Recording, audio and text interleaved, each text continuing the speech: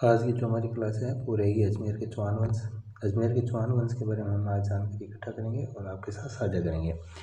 अजमेर के चौहानों की जो वंशावली वो इस कदर शुरू होती है कि बिजोलिया अभिलेख हैं 1169 से 1170 ईस्वी का। बिजोलिया कस्बे में भीलवाड़ा के पास एक पार्श्वनाथ जैन मंदिर की चट्टान है, उस पर उत्कीर्ण एक संस्कृत भाषा का अभिलेख है। उस संस्कृत भाषा अभिलेख में जो स्थापना है, इस अभिलेख की स्थापना वो जैन श्रावक लोलक ने सोमेश्वर के शासनकाल में की थी और इसका जो प्रस्तुतिकार था वो गुणभद्र था। अभिलेख में उल्लेखित विप्र श्री वत्स गोत्रे भूत के आधार पर दशरथ शर्मा के अनुसार वत्स गोत्रीय ब्राह्मण बताए गए। मतलब कि जो चौहान है, अजमेर के जो चौहान है उनको दशरथ शर्मा के अनुसार और उस उल्लेखित अभिलेख के आधार पर चौहानों को वत्स गोत्रीय ब्राह्मण बताए गए हैं। और इस शिलालेख के अनुसार सांबर झील का जो प्रवर्तक है, जो सांबर झील जिन्होंने बनाई थी वो वासुदेव चौहान था, जो चौहान वंश का आदि पुरुष कहा जाता है। उनके अनुसार इस झील का निर्माण करवाया गया था, जो राजस्थान की खारे पानी की सबसे बड़ी झील है। इस शिलालेख के अनुसार सांबर झील का प्रवर्तक वासुदेव चौहान और चौहान वंश का आदि पुरुष था। इस अभिलेख में कई क्षेत्रों के प्राचीन नामों की जानकारी हमें प्राप्त होती है, जिसमें जबालीपुर जालोर, शाकंभरी सांबर, श्रीमाल भीनमाल को और आई छतरपुर नागौर को कहा जाता है। वासुदेव चौहान का समय जो था वो 551 ईस्वी माना जाता है। 551 ईस्वी के आसपास वासुदेव चौहान द्वारा चौहान वंश की जो नींव डाली थी अजमेर के अंदर। वासुदेव चौहान के राज्य का प्रमुख भाग सपातलक्ष, जो वर्तमान में सांबर और शाकंभरी तथा राजधानी आई छतरपुर नागौर थी। जो उसके प्रमुख भाग था वो सपातलक्ष कहा जाता था, जो सांबर और शाकंभरी स्थान से नामों से जानी जाती थी। और राजस्थानी जो इसकी राजधानी थी वो थी आई छतरपुर नागौर थी। पृथ्वीराज विजय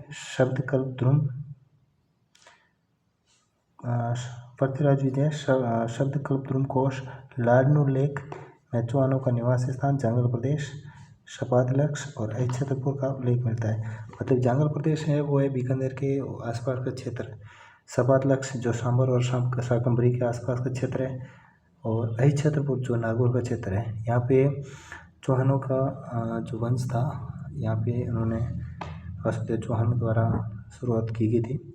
फिर है एक रायपाल का शेवाड़ी लेख है, जिसमें चौहानों का इंद्र का वंशज बताया गया है। ये प्रश्न काफ़ी बार पूछा गया है एग्ज़ाम के अंदर कि इंद्र का वंशज मतलब कि चौहानों को इंद्र का वंशज किस अभिलेख में बताया गया है या फिर किस ऐतिहासिक स्रोत में इसमें इसकी जानकारी मिलती है। तो रायपाल का शेवाड़ी लेख है जो चौहानों को इंद्र का वंशज मानता है। डॉक्टर हीराचंद ओझा ने चौहानों को सूर्यवंशी क्षत्रिय ओझा द्वारा चौहानों को सूर्यवंशी क्षत्रिय और अश्लेश्वर मंदिर लेख में चंद्रवंशी बताया।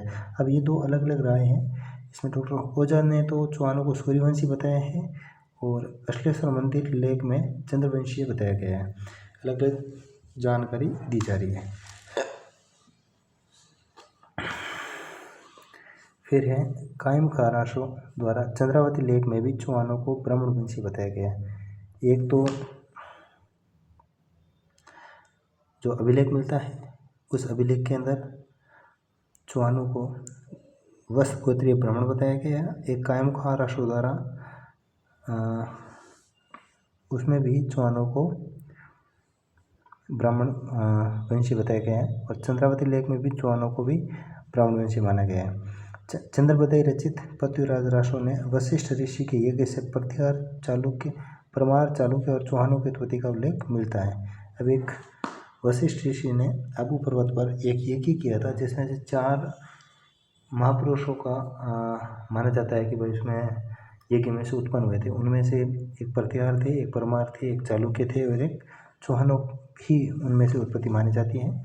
पृथ्वीराज विजय, हमीर महाकाव्य, हमीर रासो आदि ग्रंथों में चौहानों को सूर्यवंशी मानता है। किन किन में माना है कि पृथ्वीराज विजय ये तो जैन की है, हमीर महाकाव्य ने इनसे सूर्य की है, हमीर रासो ये जोधराज की भी है और सारंगधर भी है।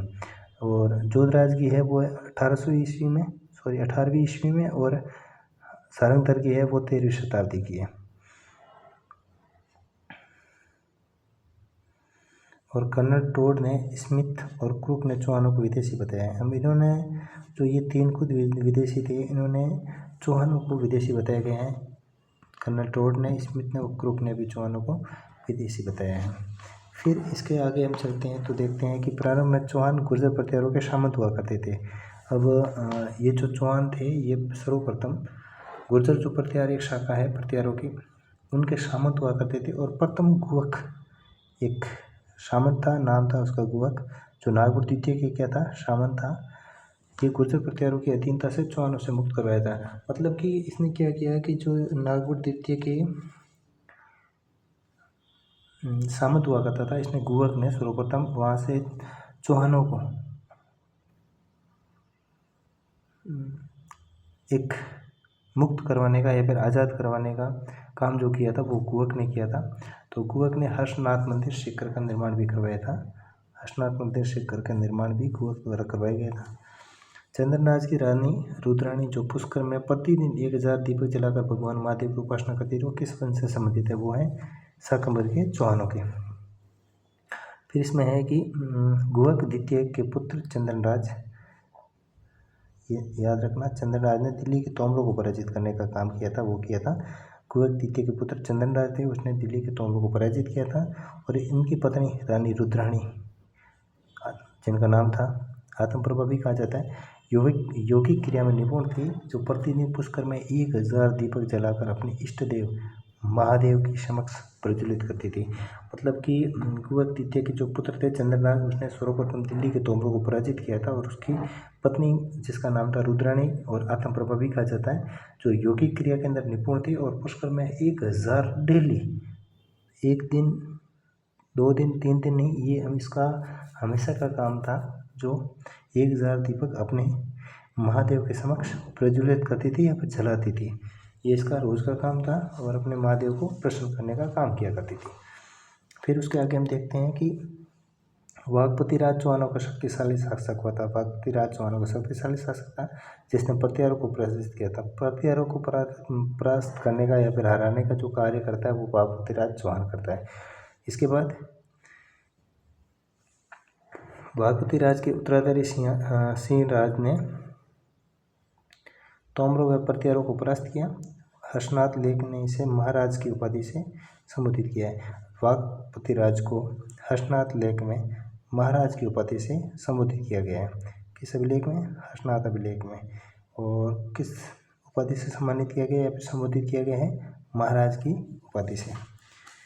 विग्रहराज द्वितीय भी चौहानों का शक्तिशाली शासक था और 973 ईस्वी में हरनाथ शिखर विग्रहराज द्वितीय की विजयों का उल्लेख भी प्राप्त होता है। सर्वप्रथम वो हर्षनाथ जो लेक है वो उत्कीर्ण करवाने का कार्य तो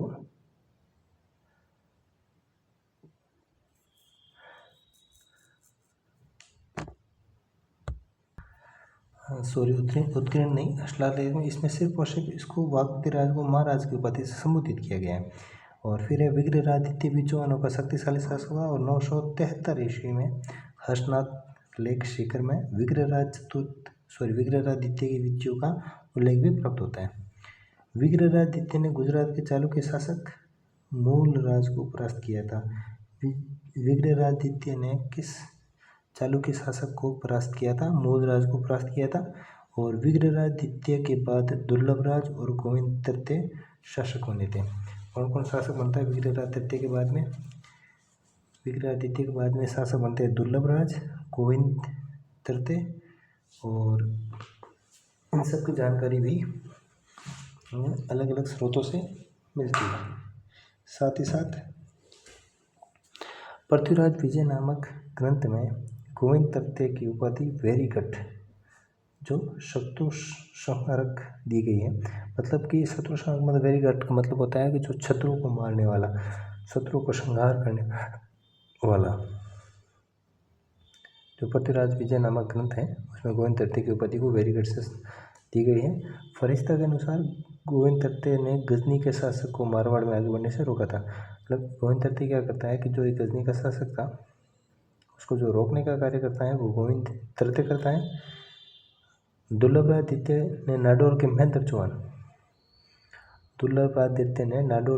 चौहान चाहमान को, मतलब चौहान मतलब चाहमान को परास्त किया और सकराई लेक में इसे महाराज धीराज की उपाधि प्रदान की गई है। दुर्लभ राज द्वितीय के नाडोल के महेंद्र चौहान को परास्त कर सकराई लेक में से महाराजा धीराज की उपाधि प्रदान की गई। किसको की गई है? दुर्लभ राज द्वितीय को। वाघपति राज सेकंड ने मेवाड़ के शासक अम्बप्रस्त को पराजित किया था। ये क्वेश्चन बनता है कि किस चौहान शासक द्वारा मेवाड़ के शासक अम्बप्रसाद को पराजित किया था या फिर परास्त किया था? किसने किया था?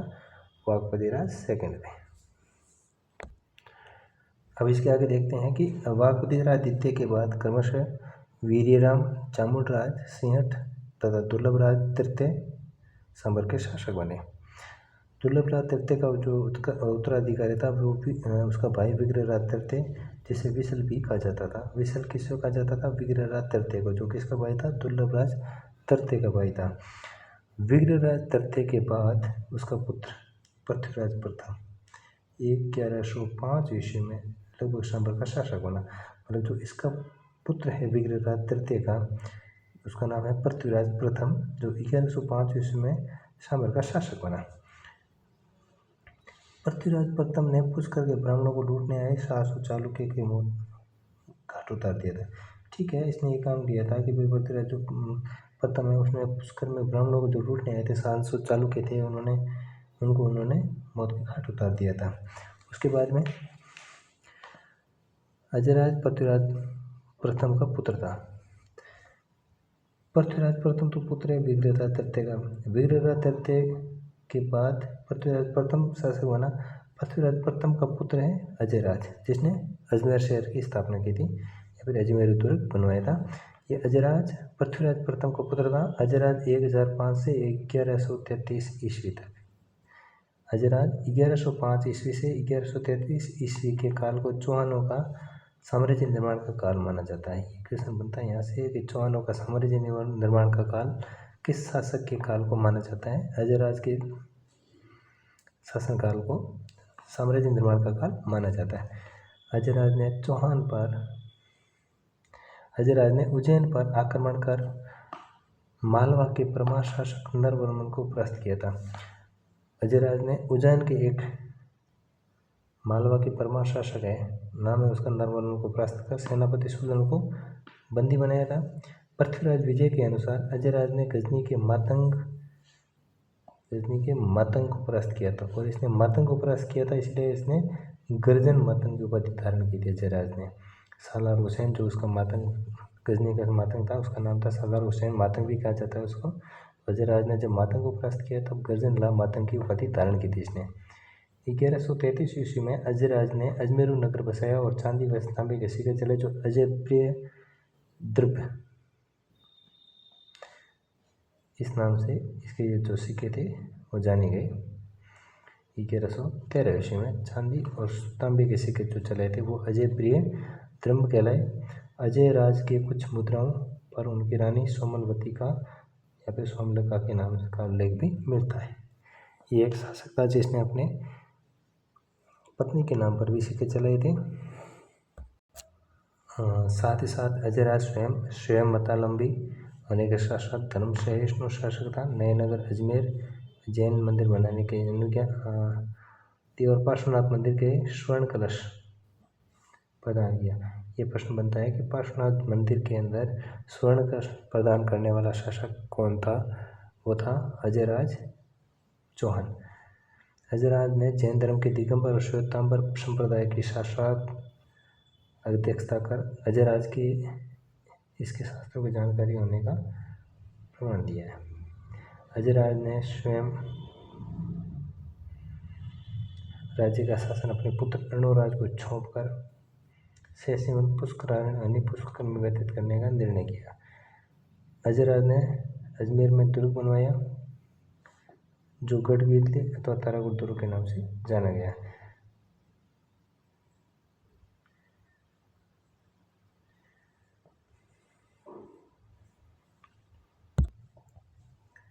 इस वीडियो में आज तक हम अजयराज तक करेंगे। इसके बाद हम शुरू करेंगे अर्णोराज के बारे में हम पढ़ेंगे अगले वीडियो में।